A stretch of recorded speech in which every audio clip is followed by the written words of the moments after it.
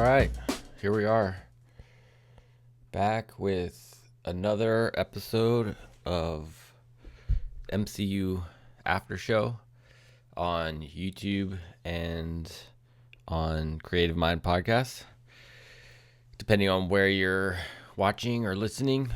If you're watching this, I have a new camera angle because my camera is now set up where I have it set up for live streaming and Zoom recording, and I'm just leaving it there for this particular case.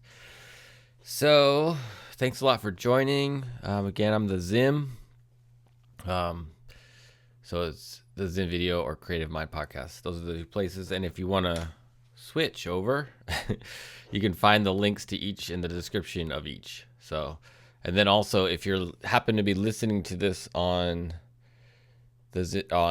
Creative Mind and you want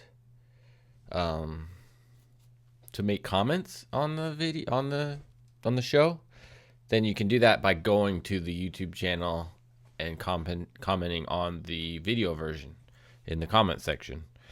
So cool. So let's get started. I know I'm a little late getting to this week. My intention is to put these out on Sunday, but I was pretty overwhelmed with schoolwork and everything I needed to do this weekend that I just didn't have time. I watched the show twice on Friday and wrote some notes down. So we'll get into it, just free flow. What I've decided to kind of do, based on how I was doing the WandaVision after show, was I started to go, like, every episode, we'll go down, like, basically the characters that showed up in the show and just kind of go through. That'll be the format of this show. We'll just be talking about each character and going through and then connecting them to the show as a whole. But we'll do the show as a whole at first, just because it was the first episode especially. I mean, overall, I was really, really happy with it. I loved it. That was great. I was like, my favorite part of it was that it like slammed the brakes on it. Like, so you started with Falcon doing a pretty intense action sequence in the beginning with him flying around, which I thought was kind of long. I thought, like, didn't need to be as long as it was. And how come he just didn't do what he did at the end of the sequence earlier in the sequence? Like, it was a little bit of that. We just want to have fun making movies, and let's just have him fly around a bunch. But how he solved the problem could have been solved even, like, when he landed in the plane the first time, why didn't he just not sit there? Why didn't he just fly through it again and grab the dude? I don't know. Or the helicopter.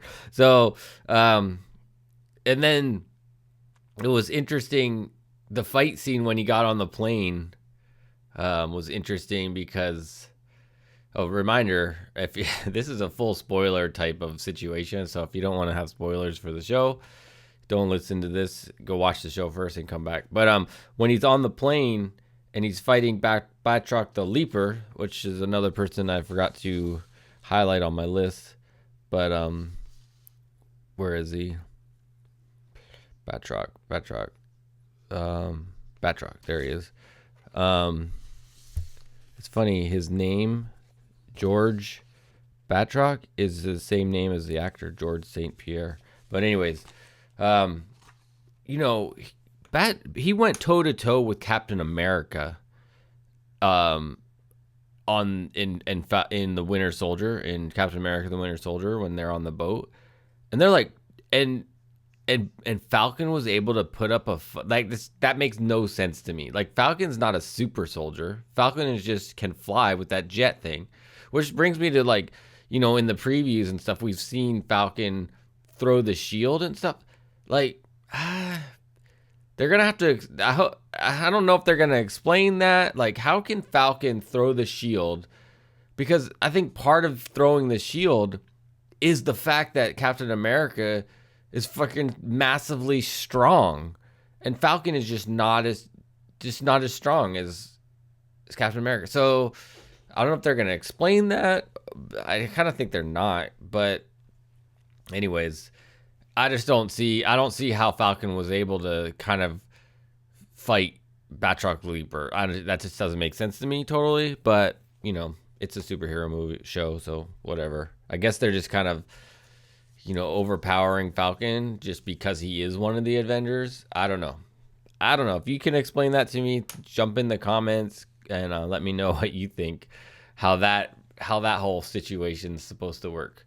So there's that. So running down the show, when I really liked it more though was when they did slam on the brakes and they kind of got into the characters of Bucky and Sam, and they're giving us some real character development, which is like what makes these Marvel shows so good is that character development. Like if you have good character development, you don't need action or a lot of action or anything, because it really makes the story, the writing of the show, and I mean all movies. Like whenever I watch movies in general, like if there's no good character development, the movies don't have they're just not as good. But if there's something to develop the character, that's why sequels are always never as good as the first ones, because usually you set up the characters, you've developed them, and then oftentimes in the sequels they just get straight to the action too fast and they don't develop the character more or again or anything like that. So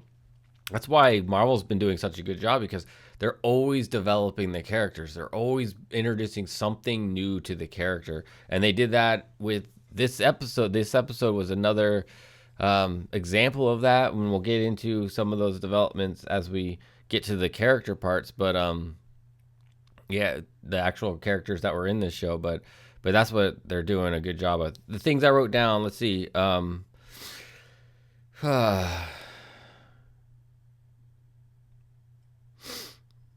Okay, so all right, so the bed, when a good callback to Falcon, a good callback to the Winter Soldiers, Captain America and the Winter Soldiers, when Falcon met Captain America the first time and they're running around the lake, and then Falcon's sitting down, Sam's sitting down resting, and then Captain America comes up and they start to have that little conversation, and then when Captain America walks away, Sam says, "It's the bed, right? It's like too soft."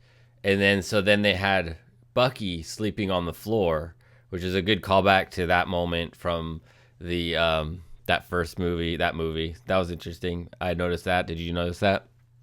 Also, the flip phone that Bucky is using a flip phone versus Sam is using a kind of a normal phone, just to drive home this idea that Bucky is a man out of time. He's trying to reconcile and cope with like who he is and how he exists. I mean, there's so much they can do with this character in terms of like the struggle that he can have feeling normal. Like, and that's the other thing, like the interesting, like getting into the therapy aspect of this show, because it seems like it's going to show up a lot, because they spent a lot of time with Bucky in therapy in this episode, and then in some of the previews we've seen Sam and Bucky together in like a therapy like setting, which will be interesting to see how deep they get with this idea of therapy, which really could bring some richness to the show, because mental health and things like that is like such a relevant topic and important topic that I hope they really investigate it and really talk about it, because that's one of the reasons I love the third Iron Man movie. The third Iron Man movie did such a good job addressing and talking about anxiety, because I deal with anxiety, and the way they described it in the movie was so accurate. It was like that's what anxiety feels like and looks like sometimes. So with when Iron Man, when Tony Stark was going through those feelings and ideas, so they have a history already of doing right by mental health in the MCU. So hopefully they'll continue that with what they're doing with Bucky and even Sam when the time comes. So that'll be interesting to see how that develops. So I'm looking forward to that. And also just the way we're talking about this is reminding me of those scenes, and the way it was shot was very interesting. Like the angles and the close up, like there's a lot of really nice shots in this show. Like I really like the shots from the therapy scene.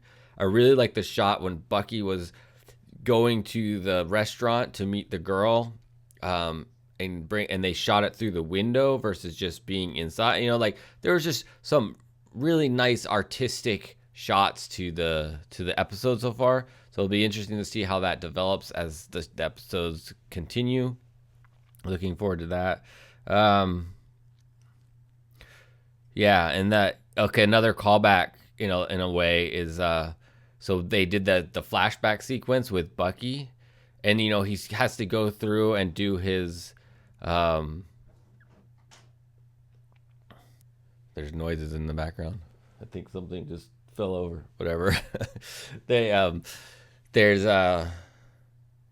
another callback that I was mentioning with Bucky when they did the flashback scene, and he, shot the son of the guy that he's hanging out with.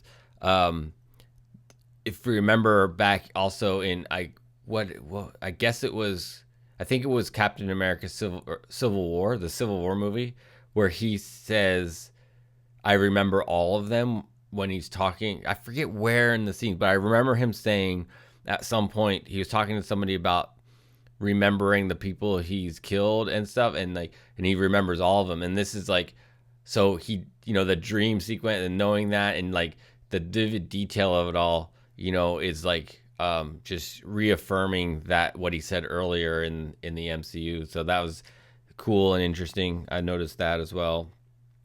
So okay, all right, let's get into, I think that's it for like the overview. So we'll start getting into the individual characters, and then we'll start with the Falcon. Anthony Mackie's on the top of the list here. I have just printed out the IMDb list. So we'll start with Falcon. How did we think of his character? Really loved. We started to get, like I mentioned, the development of the character. So where are they taking Falcon? Where are they taking Sam? They brought him home to his family. They're dealing with how his family had to deal with the blip, the snap, and then he wasn't around for 5 years, having to sell the boat and refinance the house, like dealing with financial struggles. Interesting to see how much, and if at all, they'll push the racial issues, because they did bring it up for a second when they were in the obviously it's obviously part of the whole thing, but it's they kind of pointed it out a little bit when they were at the bank, and his sister and him are sitting waiting to find out if they could get approved for this loan. And there was a comment that made, I can't remember the exact line, but it was the sister said something along the lines like, we always have struggles in this, and then the banker's like, whoa, that's kind of implying that he's not talking about race, but it's kind of there. So it'll be interesting how that comes up, because one of the things I've heard as well, like in the original comic of this kind of moment in the Marvel comics with the Shield and the Falcon, the fact that he was, what I've heard, I haven't read this, but what I've heard from others is the comic, they do deal with the fact that he's a black man, and they didn't want to give the shield to a black man. It was like, that was an actual thing they brought up in the comic. So I'm wondering if they'll bring that up more as this series goes on. They'll address the racial part of it, because clearly they gave the shield to a white person at the end and that whole thing. So it'll be interesting to see how much race plays into this, which I honestly hope it plays a lot into it, because it'd be super relevant right now with what we're dealing with in our society, where racism is like as far on the surface as you can get nowadays. I mean, Jesus, what's going on with white supremacy in America is just crazy. You think we were beyond what we're dealing with, but we're not. We're not at all. So I hope, places like things that are watched by most of America, like this Marvel Cinematic Universe stuff, if they start to like point it out and address it some, I hope they do. All right. So what else about Falcon and about Sam? Oh, so we learn a little bit about how the Avengers get paid. It's interesting. It's like you'd think he'd get some kind of, I don't know, there'd be some kind of fun setup for him that he wouldn't have to worry about money, but I guess he does. It's like interesting. It's interesting how that works. It's like they didn't explain it fully, but they did start to address like how do these while they're living in the compound, they just don't worry about anything. And if they decide to leave it, they have I don't know. It's interesting to think how do they justify all that? I'm not sure, but they started to address it. That was interesting. Getting on to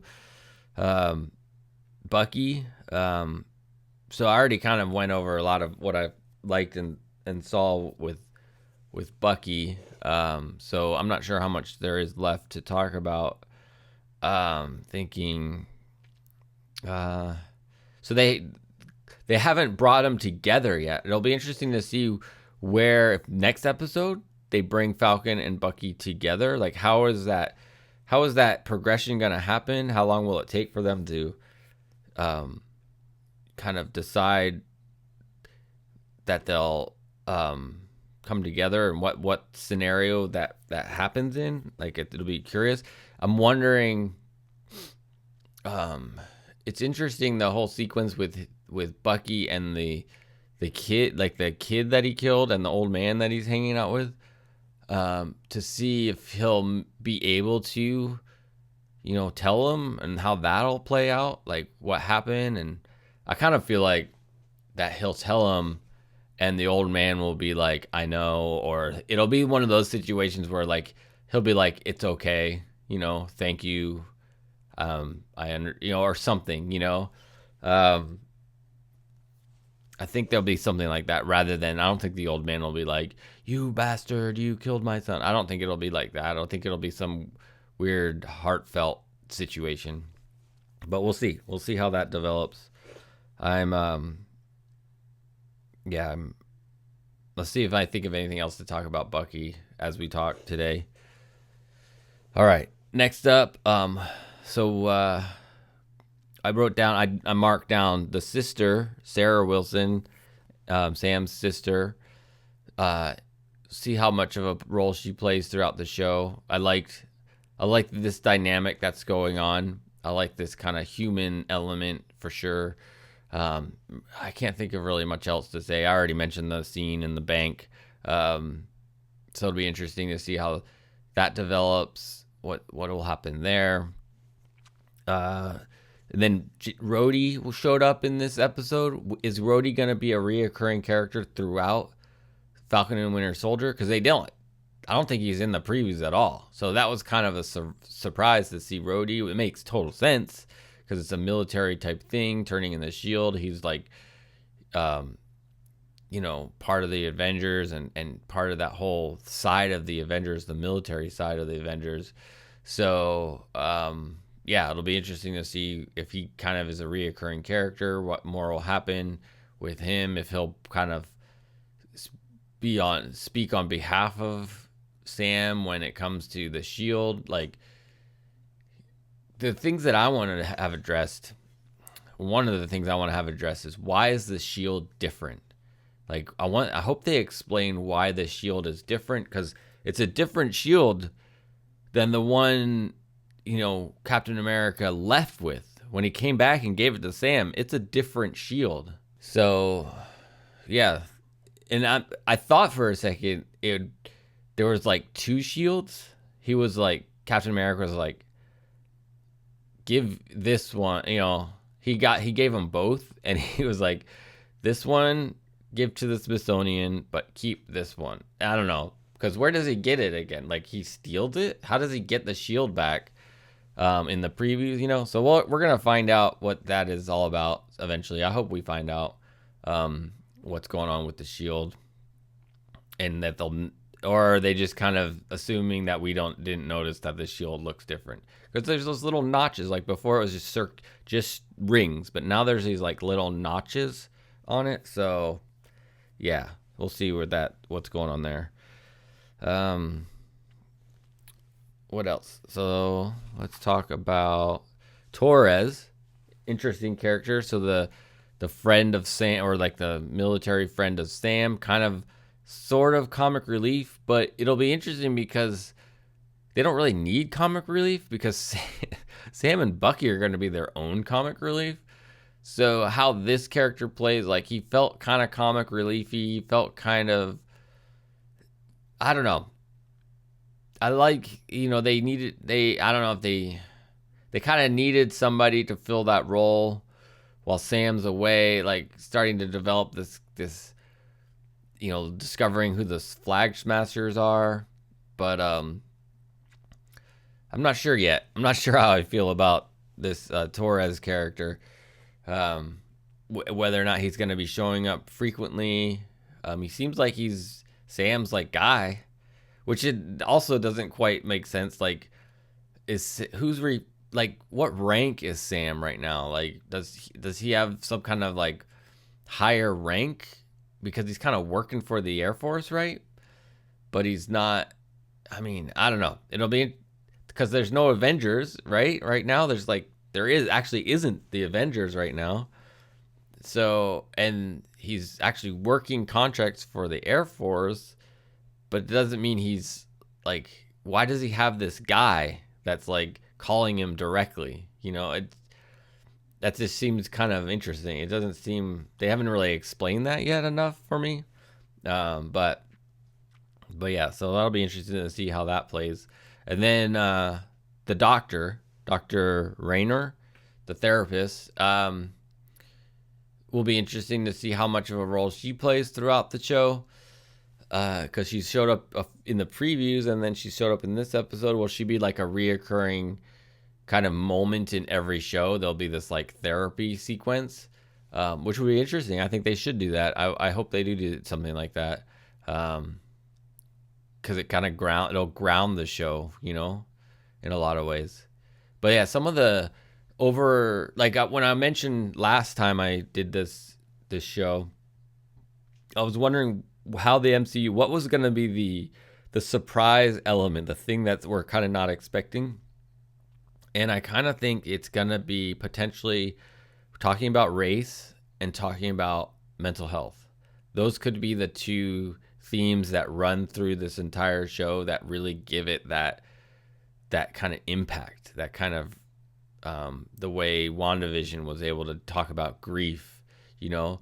So like Bucky having to figure out, you know, who he is and how he exists in this, you know, world now. You know, doesn't quite understand technology. They're kind of setting that up. He doesn't understand modern etiquette in a way. He's kind of old fashioned. So there's things like that that he's gonna have to deal with. He's also got this coming to terms with the whole Winter Soldier aspect of him being brainwashed and having to kill people for so long. So there's a lot, as I was saying earlier, there's a lot that they can develop with Bucky, like, and have him be a really rich character, which I hope they do. I hope they take advantage of that, which it seems like they are, because this first episode was a very clear indication that they're not going to just rely on action, because they really didn't give us a lot. They gave us one sequence at the beginning, and then the entire rest of the show was like character development, which is awesome. So awesome. And then a couple other things to mention. The length of the show, so much better than the length of than WandaVision. Like, it was 50 minutes, including the credits, which the credits didn't seem as long as WandaVision's credits. So we got like probably a good 45 minutes, if not even a little longer than 45 minutes of actual show. So that was awesome. And then the last thing I guess we'll wrap up this show with is how they wrapped up the show, the first episode. Oh, I forgot to mention, what is the first episode called? I can't remember. It'll be in the title, the description of this. I don't want to look it up right now, so we'll just go back. I forgot to write it down. But they left us with them introducing the Patriot. What's his name? What is his name? John Walker. U.S. Agent. That's it. U.S. Agent. They introduced us to U.S. Agent. I don't know anything about the U.S. Agent, so we're gonna learn together. Because I'm not a comic. I didn't read the comic books, and I actually hadn't because I was so busy. Normally, I try to like listen to what other pundits say about the show. I didn't have time to listen to anything, watch any shows about this show. So to give you some ideas of what other people were saying. So I probably would have learned more about the U.S. Agent at that time, but I didn't have that chance. So we'll learn together. I have no idea. He looks funny, to be honest. And then the thing that I'm not understanding is, what made Captain America in a lot of ways was the fact that he was a super soldier. and again, what I was talking about with them being able to throw the shield, it makes sense Bucky can throw the shield because he has some of that super soldier ness in him. He's got some of that strength in him, and he's got the mechanical arm and stuff. But the fact that Sam can throw the shield, I don't understand that. And then also, have they developed another super soldier serum and this US agent has it? Is he a super soldier? Does he have actual super strength? I don't know. We're going to have to learn about that. But obviously it's going to be interesting to see where they take that character and what happens to all that. So we'll have to stay tuned for that. Okay. That's it. Thanks a lot for checking this out. If you're enjoying this, please let me know on the YouTube or on Patreon. You can become a Patreon supporter, patreon.com/thezim. Links to everything are in the description of this video and podcast. So yeah, really appreciate your support, hanging out with me, listening to me again, and hope you're enjoying it. I'd love to hear your thoughts and comments about this Falcon and the Winter Soldier. So let's do it. We're gonna come back every week. Hopefully it'll be on Sunday, but if life happens like it did this week, it'll be later. But this show is not important to get out released right away. That's a casual conversation. Again, I hope you're willing to come back and hang out with me and talk about the Falcon and the Winter Soldier. All right, until next time, be loving, kind, and patient. Peace.